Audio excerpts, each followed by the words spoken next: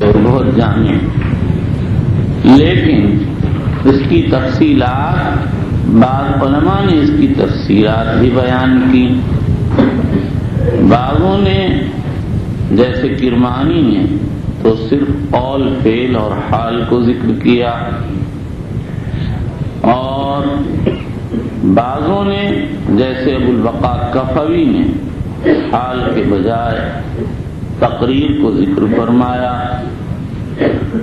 اور علامہ سخاوی رحمۃ اللہ علیہ نے حال کے بجائے صفت کو ذکر کیا اور ساتھ ہی ساتھ تقریر کو بھی ذکر فرما دیا، اور لکھا الحدیث ما اضیف الی النبی صلی اللہ علیہ وسلم قولا له او فعلا او تقریرا او صفتا حتی الحرکت والسکون فی الیقظۃ والمنام.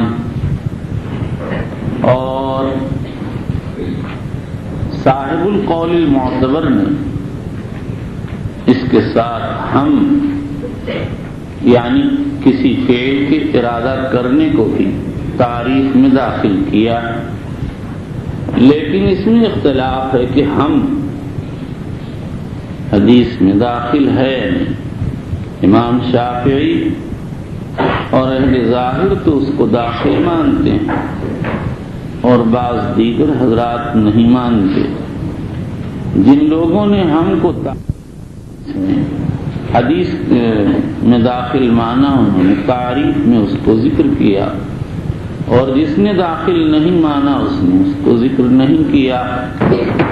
اور اندازہ یہ ہے کہ لوگوں نے ہم کو اس لیے چھوڑ دیا کہ کسی بھی چیز کا ارادہ اسی وقت معلوم ہو سکتا ہے جب صاحب ارادہ اپنی زبان سے کہہ دے تو وہ حدیث جو ہم و ارادے سے تعلق رکھتی ہے حدیث قولی بن جائے گی.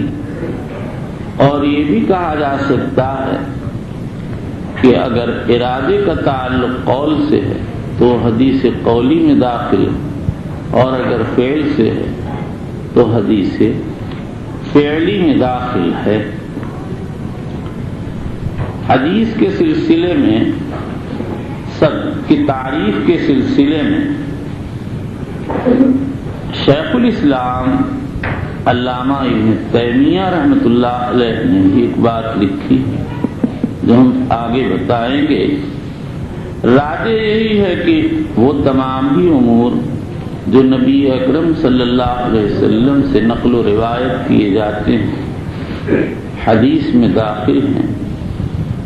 اسی لیے حدیث کی تعریف اس طرح کی جائے گی: الحدیث ما اثر عن النبی صلی اللہ علیہ وسلم من قول او فعل او تقریر او صفت خلقیت او خلقیت او سیرت سواء کان قبل النبوۃ او بعدها.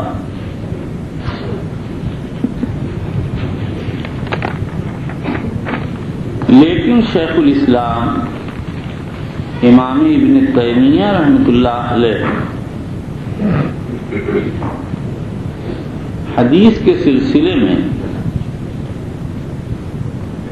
نہ بہت تعمیم کرتے ہیں نہ بالکل تخصیص، بلکہ فرماتے ہیں الحدیث النبوی عند الاطلاق ينصرف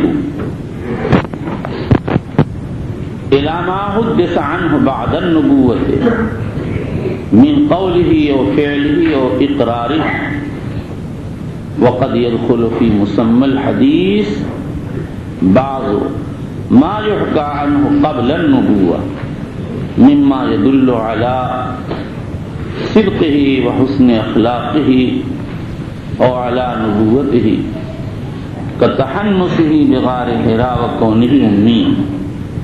انتہا ملخصا. یعنی لفظ حدیث جب علی الاطلاق بولا جائے گا تو اس میں وہ امور داخل ہوں گے جو نبی اکرم صلی اللہ علیہ وسلم سے نقل و حکایت کیے جاتے ہیں، آپ کا قول ہو یا فعل یا آپ کا سکوت و رضامندی، ہاں بعض وقت حدیث کے مسمى میں وہ بعض امور بھی داخل مان لیے جاتے ہیں جو نبوت سے پہلے پائے گئے اور وہ آپ کے حسن اخلاق، صدق اور آپ کی نبوت پر دلالت کرتے ہیں، جیسے غار حرا میں عبادت کرنا یا آپ کا امی ہونا کہ امی ہونے کے باوجود آپ ایسا زبردست علم پیش کیا کہ عقل انسانی قاصر ہے اور وہ علم تو کیا پیش کرے گی، اس کا آدھا بلکہ 10واں بھی نہیں پیش کر سکتی۔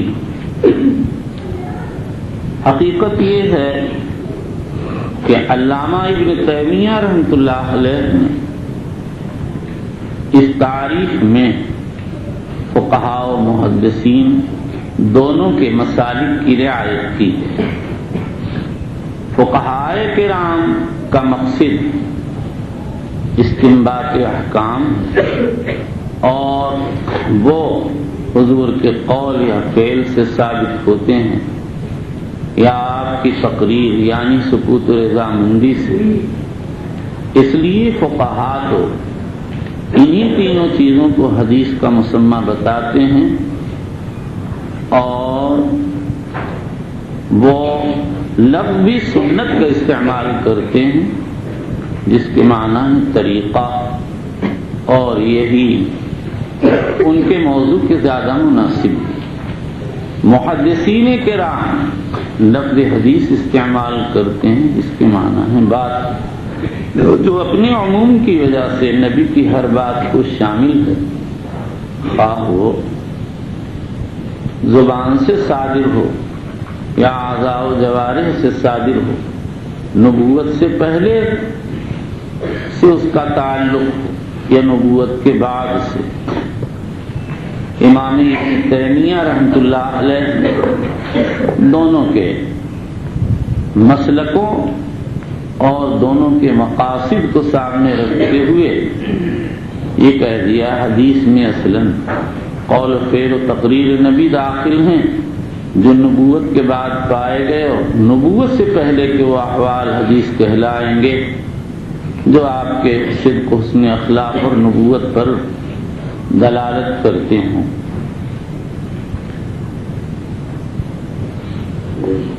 حدیث پاک کو حدیث کہنے کی وجہ، حدیث شریف کے کئی نام ہیں اور ان ناموں کے اعتبار سے حدیث کو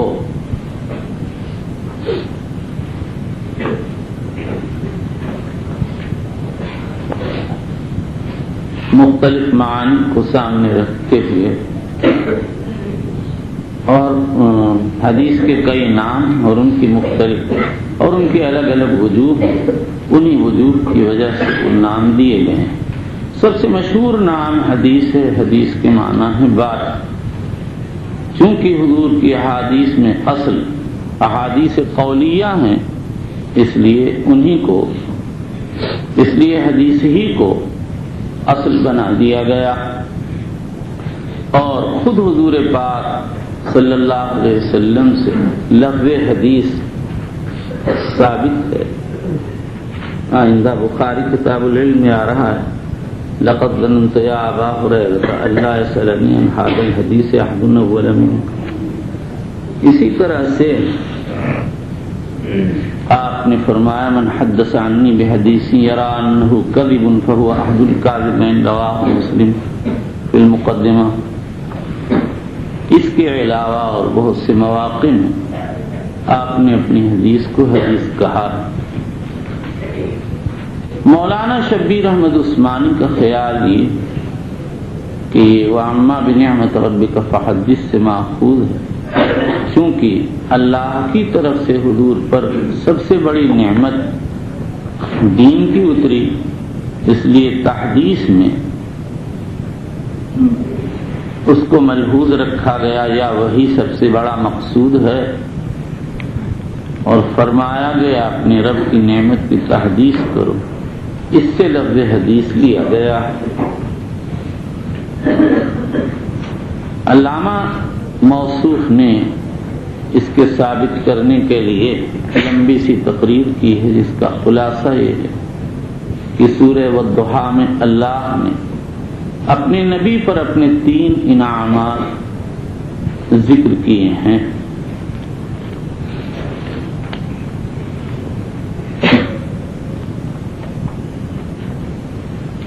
ایوا بعد الیتم الم یجدک یتیما فآوی،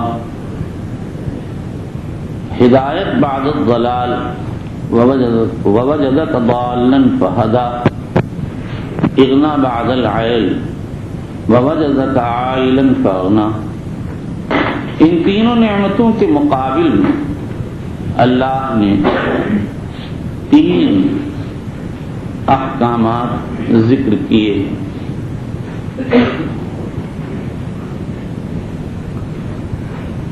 فَأَمَّا الْيَتِيمَ فَلَا تَقْهَرْ، یتیم پر قہر اور سختی نہ کرو۔ وَأَمَّا السَّائِلَ فَلَا تَنْهَرْ، سائل کو زجر نہ کرو۔ وَأَمَّا بِنِعْمَتِ رَبِّكَ فَحَدِّثْ، نعمت رب کی تحدیث کرو۔ آیا ان احکامات ثلاثہ میں اور پہلے انعامات ثلاثہ میں لف و نشر مرتب ہے، جس ترتیب سے انعامات کو ذکر کیا گیا اسی ترتیب سے احکامات کو ذکر کیا گیا، یا لف و نشر مشوش یعنی غیر مرتب ہے؟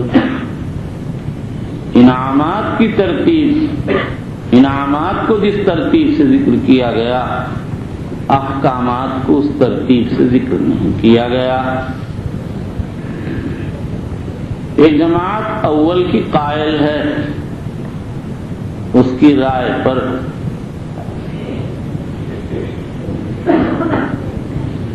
ایوا بعد الیتم کے مقابل میں قہر یتیم کی ممانعت ہے، اور ہدایت بعد الضلال کے مقابل میں نہر سائل کی ممانعت ہے، یعنی تم شریعت سے غافل تھے، ہم نے تم کو شریعت کا علم دیا، لہذا اگر کوئی سائل آئے تو اس کو جھڑکی نہ دو۔ اور اغنا بعد العیل کے مقابل میں تحدیث نعمت کا حکم ہے، جو بالکل، اور یہ تقریر بالکل ظاہر ہے۔ مولانا شبیر احمد عثمانی رحمۃ اللہ علیہ دوسرے قول کو اختیار کیا، اور ان کی رائے ہے کہ لف و نشر مشوش ہے۔ اور وَأَمَّا بِنِعْمَةِ رَبِّكَ فَحَدِّثْ کا تعلق ہدایت بعد الضلال کی نعمت سے ہے، یعنی اللہ نے جب تم کو غفلت اور ناواقفیت کے بعد ہدایت سے نوازا تو تم اس کو بیان کرو، لوگوں کے سامنے اس کو سناؤ۔ لیکن یہ تقریر تکلف سے خالی نہیں، جب تک لف و نشر مرتب بن سکتا ہے تو کیا ضرورت ہے لف و نشر مشوش اختیار کرنے کی؟ صحیح وجہ پہلی ہے جو بیان کی گئی۔ اس کے علاوہ حدیث کا دوسرا نام خبر ہے،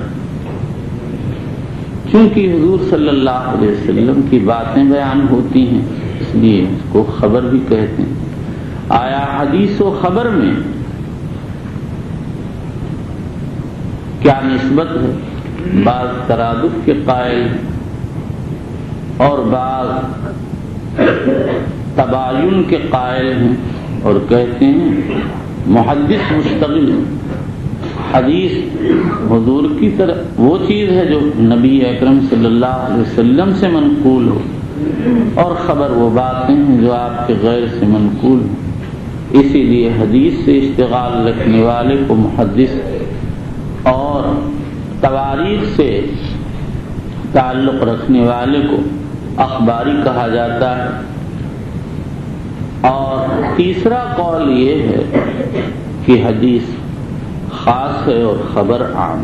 خبر تو ہر خبر کو شامل ہے، خواہ وہ حضور صلی اللہ علیہ وسلم سے تعلق رکھتی ہو یا کسی اور سے، اور حدیث صرف حضور اکرم صلی اللہ علیہ وسلم کی اخبار پر بولا جاتا ہے، اور لفظ حدیث صرف حضور صلی اللہ علیہ وسلم کی اخبار پر بولا جاتا ہے۔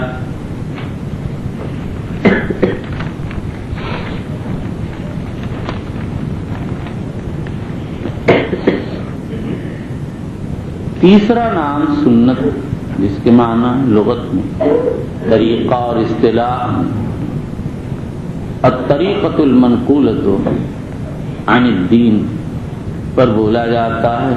آیا حدیث و سنت میں کیا نسبت ہے؟ بعض کہتے ہیں حدیث خاص ہے اور سنت عام ہے۔ صدر الشریعہ کی یہی رائے ہے، وہ سنت میں تو قول و فعل و تقریر کو داخل مانتے ہیں، لیکن حدیث کو قول کے ساتھ خاص کرتے ہیں، مگر وہ اپنے اس قول میں منفرد ہیں۔ بعد کے چند لوگوں نے ان کا اتباع کر لیا ہے، اور بظاہر انہوں نے معنی لغوی پر نظر کرتے ہوئے حدیث کو قول کے ساتھ خاص کر دیا، اور بعض دیگر کہتے ہیں کہ حدیث و سنت میں ترادف ہے۔ یہ ان لوگوں کی رائے ہے جو حدیث و سنت دونوں کی تعریف میں قول و فعل و تقریر کو ذکر کرتے ہیں، اور بعض کہتے ہیں کہ حدیث عام ہے اور سنت خاص ہے۔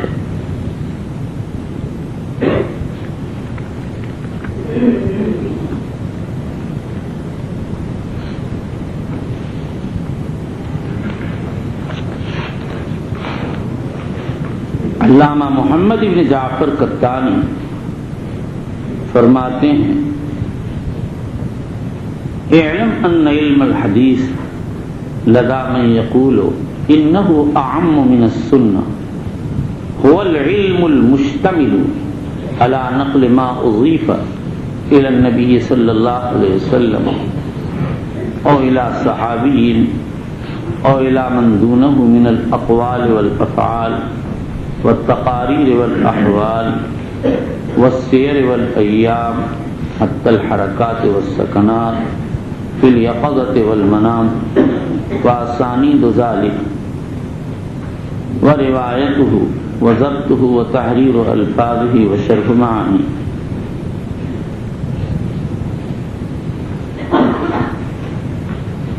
اس کے علاوہ اس کا ایک چوتھا نام اثر ہے۔ اثر کے معنی لغت میں نقل ہے۔ حدیث کو اثر اس لیے کہتے ہیں کہ وہ نقل کی جاتی ہے۔ پھر بعض تو کہتے ہیں اثر کا اطلاق صحابی کے سے منقول چیزوں پر ہوتا ہے، بعض صحابی و تابعی دونوں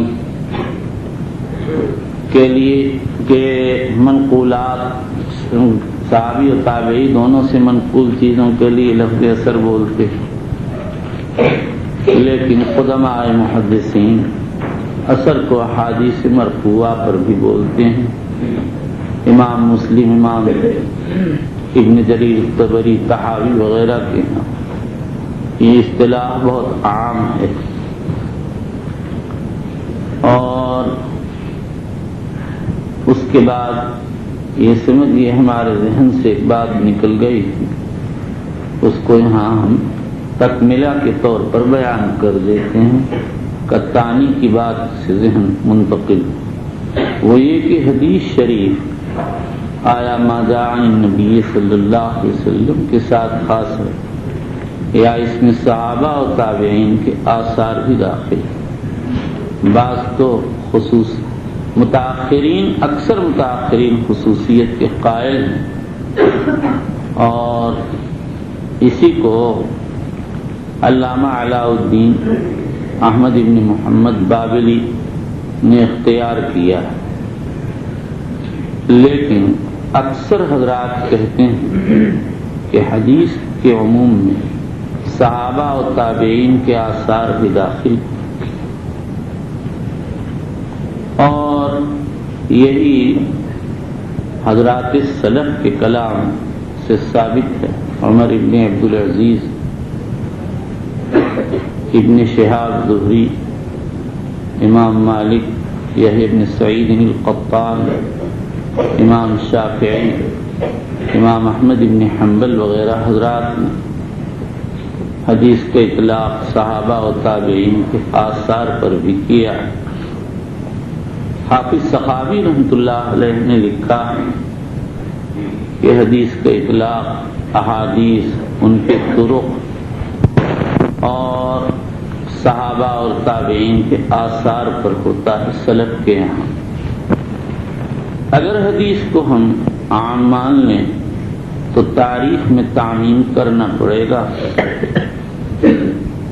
چنانچہ بعض علماء فرماتے ہیں الحدیث ما اضیف الی النبی صلی اللہ علیہ وسلم او الی صحابین او تابعین من الاقوال والافعال الی آخرہ۔ علامہ محمد بن جعفر قطانی کا جو کلام ابھی ہم نے نقل کیا وہ اسی پر مبنی ہے۔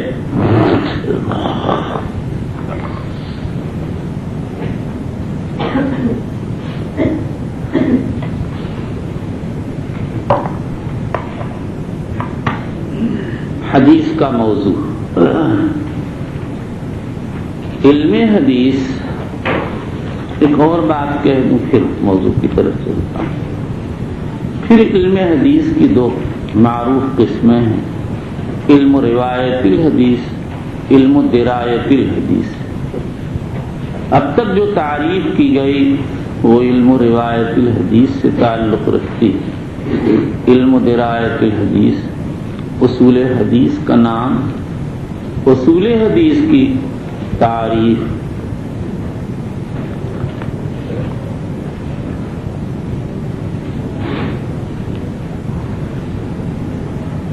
علامہ عز الدین ابن جماعہ فرماتے ہیں وعلم بقوانین یعرف بها احوال السند والمتن من حیث الصحۃ والضعف۔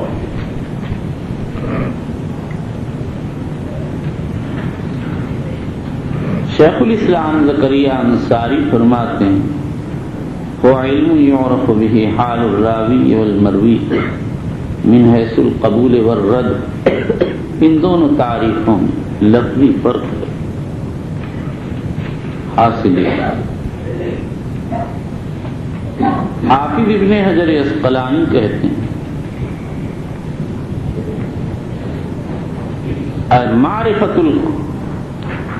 معرفت القواعد المعرفہ بحال الراوی المروی، اور فرماتے ہیں تو چاہو لفظ معرفت حذف کر دو۔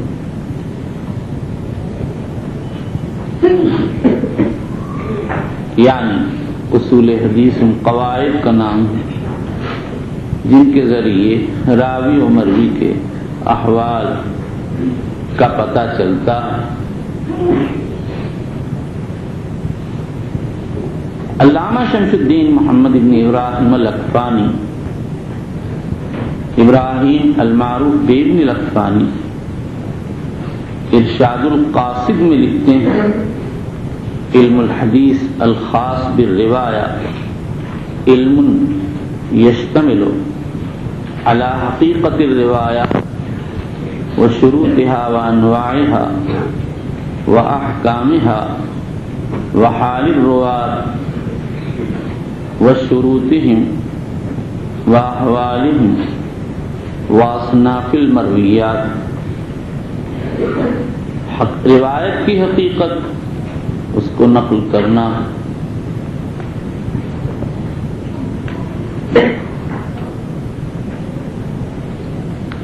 اور اس کے انواع، یہ حدیث کی انواع ہیں، احکام قبول اور رد ہیں، روات کے احوال، ان کے اوصاف، شروط، عدالت اور جرح، اصناف مرویات، حدیث کی مختلف نوع کتابیں، حدیث کا موضوع۔ علم و روایت الحدیث کے موضوع میں 3 اقوال ہیں۔ علامہ کرمانی رحمۃ اللہ علیہ اور انہی کے اتباع میں علامہ عینی اور دوسرے حضرات فرماتے ہیں موضوع ذات الرسول صلی اللہ علیہ وسلم من حیث انہ رسول اللہ۔ علامہ سیوطی نے اپنے شیخ محی الدین کافیجی سے نقل کیا ہے کہ اس تاریخ پر اظہار تعجب کرتے اور کہتے تھے کہ ذات رسول تو علم الطب کا موضوع ہے، حدیث کا موضوع کیسے؟ سیوطی نے اس بات پر کوئی نوٹ نہیں لکھا، لیکن علامہ محمد بن علان مکی رحمۃ اللہ علیہ نے اس پر اعتراض کیا اور فرماتے ہیں یہاں ذات نبی کو مجرداً موضوع حدیث نہیں کہا گیا، بلکہ رسول ہونے کی حیثیت کے ساتھ مقید کیا گیا ہے، اور رسول ہونے کی حیثیت کا علم طب سے کیا تعلق؟ یہ اعتراض ہمارے حضرت شیخ نے بھی کیا ہے۔ نمبر 2،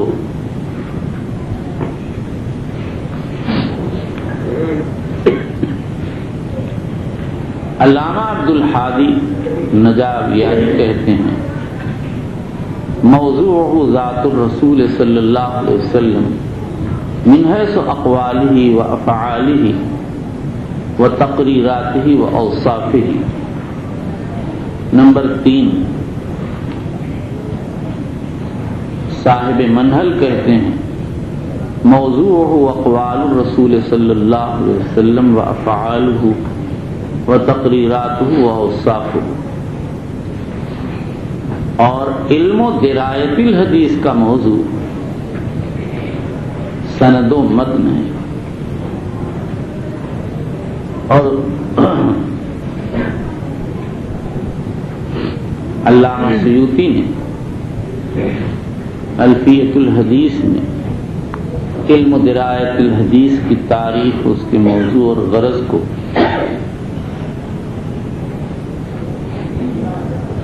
دو شعروں میں ضبط کیا۔ فرماتے ہیں علم الحدیث ذو قوانین تحد یدرا بہا احوال و متن و سند فذانک الموضوع والمقصود ان یعرف المقبول والمردود۔ اسی سے علم درایت الحدیث کی غرض معلوم ہو گئی، اور علم و روایت الحدیث کی غرض یہ ہے کہ حضور صلی اللہ علیہ وسلم کی طرف حدیث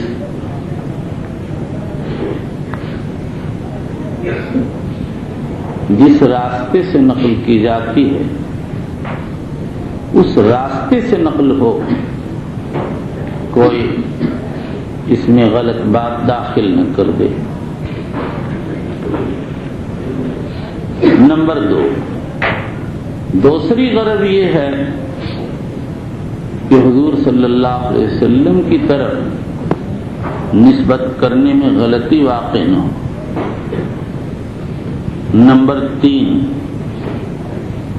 نبی اکرم صلی اللہ علیہ وسلم کے اتباع کی کیفیت معلوم ہو جائے،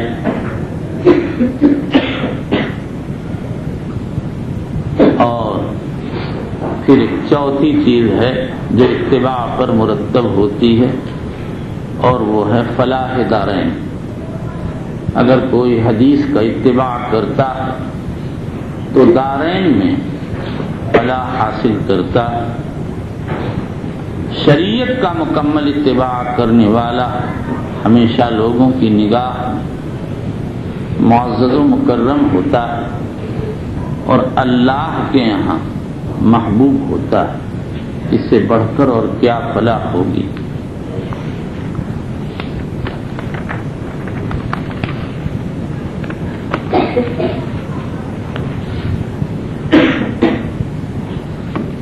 اب جب علم حدیث کے متعلق تعارف ہو چکا تو یہاں کتاب کا تعارف کرایا جاتا ہے۔ کتاب کے سلسلے میں دو باتوں کے جاننے کی ضرورت ہے۔ ایک اس کے مصنف کے حالات، دوسرے اس کتاب کے متعلقات۔ مصنف کتاب کے بارے میں چند چیزیں مختصر ذکر کی جائیں گی۔ اس کتاب کے مصنف امام الحفاظ والفقہاء ابو عبداللہ محمد بن اسماعیل بن ابراہیم ابن المغیرہ ابن بردزبۃ الجعفی البخاری رضی اللہ عنہ۔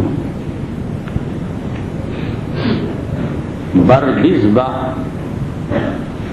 دال کے کسرہ کے ساتھ بخارا کی زبان میں یہ لفظ فلاح کاشتکار کے معنی میں استعمال ہوتا تھا، اور بروکلمان نے لکھا ہے کہ یہ لفظ فارسی قدیم پالیز کے ہم معنی ہیں، اور پالیز کہتے ہیں بستان کو، تو بردزبہ مان کے معنی ہے بستانی، باغ والا۔ مولانا بدر عالم میرٹھی رحمۃ اللہ علیہ اس علاقے کے بعض علماء کے حوالے سے اس کا ترجمہ الماہر السیقل نقل کیا اور اسی کو قابل اعتماد قرار دیا، لیکن یہ کوئی ایسی چیز نہیں جس پر اعتماد کیا جائے۔ جب کتابوں کے ذریعے ایک معنی محقق ہو گئے تو پھر ایسے معنی کو اختیار کرنا جس کی کوئی بنیاد نہیں، صرف ایک آدمی کا کہہ دینا ہے، کیسے لائق قبول ہو سکتا ہے۔ المغیرہ یہ بخارا کے والی یمان ابن اخنس ابن خنیس کے ہاتھ پر مسلمان ہوئے، جو جعفی ابن العشیرہ کے خاندان سے تعلق رکھتے تھے، جعفی ابن سعد العشیرہ کے خاندان سے تعلق رکھتے تھے، جو مذہب کی ایک شاخ ہے، اس لیے علی وجہ الولا ان کو جعفی کہا جانے لگا، ورنہ ان کا خاندان تو عجمی تھا۔ امام بخاری رضی اللہ عنہ کے دادا کا تذکرہ کسی سوانح نگار میں نہیں کیا، ہاں ان کے والد کا تذکرہ خود انہوں نے تاریخ کبیر اور امام ابن حبان نے کتاب الثقات میں کیا۔ امام بخاری کہتے ہیں اسماعیل بن ابراہیم ابو الحسن راہ حماد بن زید صافہ ابن المبارک بکلتا یدہ۔ امام بخاری رضی اللہ تعالی عنہ کے والد سے احمد ابن حفص کبیر وغیرہ روایت کرتے ہیں، اور یہ بڑے پرہیزگار احمد ابن حفص کہتے ہیں کہ میں اسماعیل ابن ابراہیم کی مرض الوفات میں ان کے پاس پہنچا تو انہوں نے فرمایا لا عالم فی مالی ھذا درہم من حرام ولا درہم من شبہت، میں اپنے اس مال نہ حرام کا درہم جانتا ہوں نہ شبہ کا۔ غور کیجیے یہ کابر کیسے تھے، اور طالبین علم بلکہ طالبین حدیث کیسی بے احتیاطی کرتے ہیں، دوسرے کی چیز بلا اجازت استعمال ہی نہیں کر لیتے، اٹھا کے رکھ لیتے ہیں، اور آخرت کی پرسش کا کوئی خوف نہیں۔ آئے دن شکایتیں ہوتی ہیں، میرا رومال کسی نے اٹھا لیا، میری چادر کسی نے اٹھا لی، میری فلاں چیز کسی نے اٹھا لی، اس میں کیا رکھا ہوا ہے؟ کئی دن یہ آئے گا کام بعد میں سر پر بلا بن جائے گا۔ بہار کا ایک طالب علم غالباً پورنیہ یا کٹیہار کا، اس سے میری ایک بات ہوئی، بیچارہ صفائی کے ساتھ کہنے لگا میں نے ایک صاحب کی گھڑی چرا لی تھی اور میں اس کا اب تک بدلہ نہیں دے سکا، جب تک حقوق العباد سے میں بری نہ ہو جاؤں تو میں طریقت میں کیا قدم رکھوں۔ باتوں سے معلوم ہوا کہ دورے کے سال اس نے گھڑی چرائی، اور جب یہاں سے گیا حالات سے دو چار ہوا تو عقل آ گئی۔ یہ تو بڑے شکر کی بات ہے کہ بچہ سمجھدار تھا، اس کے دل میں جذبات پیدا ہوا کہ دوسرے کا حق ادا کرنا چاہیے۔ احتیاط کیجیے، اس میں کچھ بھی نہیں رکھا۔ فرض کرو آپ نے کسی کا قلم اٹھا لیا اور وہ قلم چوری گیا یا ٹوٹ گیا، آپ کے سر بلا رہی اور اس سے کوئی آپ نے فائدہ نہیں اٹھایا، اور اگر اٹھا بھی لیا تو کئی دن کا، آج نہیں تو کل خراب تو ہو ہی جائے گا۔ ایک مرتبہ میں نے اپنی بڑی نانی کی تسبیح چرا لی، پورے گھر میں مجھے غریب کا نام پڑ گیا، بڑھیا کہنے لگی یہی لے گیا۔ میں نے کہا کہ میں نہیں لے گیا، کہنے لگی تو مجھے دے دے میری تسبیح، میں تجھے دوسری دے دوں گی۔ میں نے کہا تم نہیں دو گی۔ اب چوری تو پکڑی گئی، خیر بڑھیا نے وعدہ کیا کہ نہیں میں تسبیح دے دوں گی، تو دے دی مجھے ایک تسبیح، میں نے اس کی واپس کر دی۔ ایک مرتبہ اس کا چاقو چورا لایا، اب پورے گھر میں بچے بہت سارے، ہم دونوں بھائی، ماموں اور خود ان کے پوتے بھائی شمس الدین سب رہ رہے، مجھے غریب کا نام آیا، بڑھیا کہنے لگی یہی لے گیا۔ وہ چاقو مجھ سے میرے ماموں نے چرا لیا۔ میں نے کہا بھائی میرے تو کام نہ آئے، میں تو بہت چھوٹا سا تھا۔ پھر دل میں ضرور رہا، پھر جب میں یہاں سے گیا تو 50 روپے لے کے گیا، بڑھیا مر چکی تھی، میں ان کے پوتے تھے بلکہ پوتے کے بیٹے، میں ان سے کہا بھائی یہ پیسے لے لو۔ وہ بیچارہ شرما گیا کہ کیا لوں چاقو کا پیسہ۔ میرے چھوٹے بھائی مرحوم نے کہا بھائی لے لو، بس ان کے سر پر بوجھ رہے گا خامخواہ۔ سمجھ میں آیا؟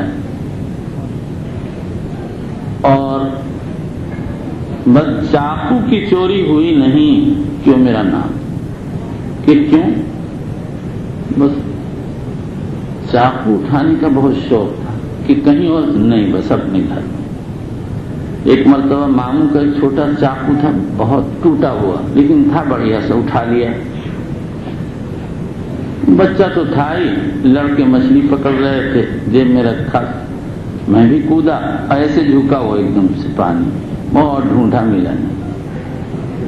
ہر سال بھول جاتا ہوں، سوچتا ہوں ماموں کو اس کا کوئی تاوان بھیجواؤں، لیکن بھول جاتا ہوں۔ فقہاء نے لکھا ہے نابالغی کے زمانے کے نقصانات بلوغ کے بعد واجب الادا ہیں۔ یہ تو خیر بچپن کی بات تھی کہ چاقو و تسبیح رکھ لینے کا، بس اپنی اس بڑھیا نانی کا وہ کہاں سے لاتی تھی اتنی اچھی اچھی تسبیح، اور بڑھیا دیتی نہیں، تسبیح نہیں دے سکتی، زور سے مت کرو۔ ادب علم ہے، ہنسنا اور چیز ہے اور آواز سے ہنسنا بے حیائی ہے۔ دیکھیے ایک بچہ ہے مدینے میں، واقعی مجھ کو بہت اچھا لگتا ہے بھی بہت حسین اور غضب کا ذہین ہے۔ جب بچے آئے تو ایک طرف بیٹھا، میں نے باتیں کرتا رہا، میں نے کہا احمد اصغر الناس، کہنے لگا نعم انا اصغر کذا، تو شیخ خالد بیٹھے تھے، انہوں نے کہا شیخ یحبک، تو بچہ شرما گیا، سر جھکا لیا۔ اس کے بعد آیا، میں نے کہا یا احمد، کہنے لگا لبیک۔ ان سامنے تھا تو ان کا حسن ادب دیکھو، آواز سے کبھی نہیں ہنستا، بس ہنستا ہے ویسے۔ اب اس کا امتحان چل رہا تھا اور میں تقاضا بھی تھا کہ میں اس سے ملاقات کر لوں، میرا کام کرتا ہے بچوں میں، تو بڈھا ہو گیا کسی کام کا نہیں، تو خانے لے جاتا ہوں تو وہ جلدی جلدی جلدی دیکھ کے بتا دیتا ہے یہ کتاب ہے، یہ کتاب ہے۔ نہ مجھ کو پورا نظر آتا ہے، دیکھتا ہوں نظر تو آتا ہے لیکن اتنی جلدی میں نہیں دیکھ سکتا جتنی جلدی وہ بچہ دیکھ لیتا ہے۔ میں تو دیکھتا ہوں، پڑھتا ہوں، سوچتا ہوں۔ بتا یہ رہا تھا کہ بچوں نہایت ہی مہذب شائستہ بچہ ہے، جی خوش ہوتا ہے۔ میں یہ سمجھا یہ امتحان کے شغل کی وجہ سے نہیں آ پائے گا، بہت مشغول۔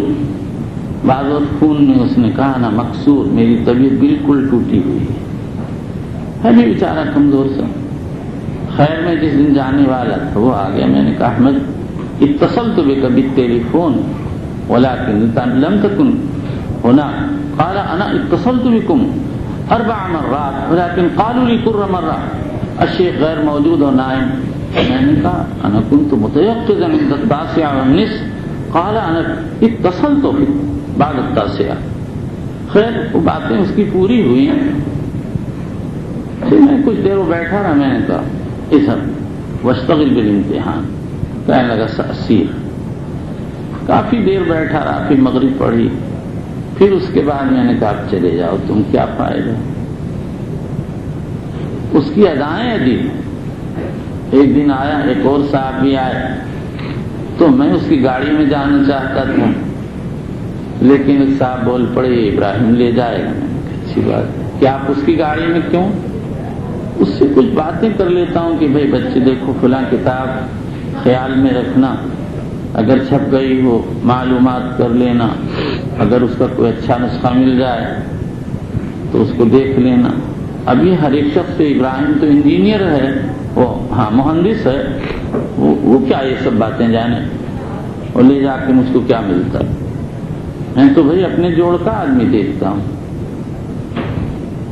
لیکن جب انہوں نے کہا یہ نیک ہے بہت، یہ مہندس بھی بہت نیک ہے، ایک دن داڑھی مڈاتا تھا، ایک دن آیا، میں نے کہا تیرا چہرہ مصریوں جیسا ہے، داڑھی تو رکھتا نہیں، کیا ہے؟ شرما ورما سے گیا، پھر آیا، پھر اس کے بھائی آئے، کہنے لگے اس نے وعدہ کر لیا داڑھی نہیں مڈائے گا۔ تو واقعی وہ داڑھی رکھ کے آیا، اس کی نیکی اس کے چہرے پر ٹپک رہی تھی۔ مہندس ہے، پڑھاتا ہے سرکاری اسکول میں، اور اس کے باوجود نہ کوئی شان ہے نہ کچھ۔ ادب سیکھو بچوں، ادب سے علم میں برکت آتی ہے۔ تھوڑی حرکت کرو، محنت، اور ادب کرو، اس میں برکت ہے۔ اور جو آدمی یہ سب چیزیں چھوڑ دیتا ساری عمر کولو کے بیل کی طرح چلتا ہے اور کچھ نہیں ہوتا۔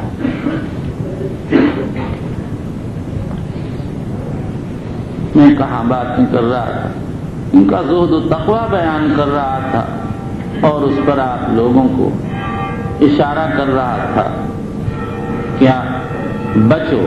میں بچوں تم کو صاف کہہ دیتا ہوں، کسی کی چیز کھا لوگے، پہن لوگے، بلا مسلط ہوگی، اور وہ کئی دن کی۔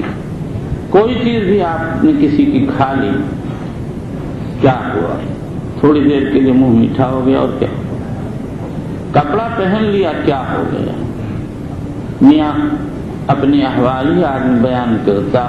ہمارے زمانے میں طلبہ غریب تھے، نہ کسی کے پاس سوٹر تھا، نہ کسی کے پاس موزہ تھا، نہ کوئی اچھے سے جوتے رکھتا تھا، سب ایسے ہی تھے۔ اب تو ہم دیکھتے ہیں نوابین رہتے ہیں۔ ایک مرتبہ مناظرہ ہو رہا، میں آ رہا تھا دارالحدیث میں، 10 پیسے پڑے تھے، میں نے اٹھا لیے۔ ختم کے بعد مولانا امیر احمد صاحب کی خدمت میں گیا، میں نے کہا حضرت یہ آتے ہوئے 10 پیسے ملے، اس کو کیا کروں؟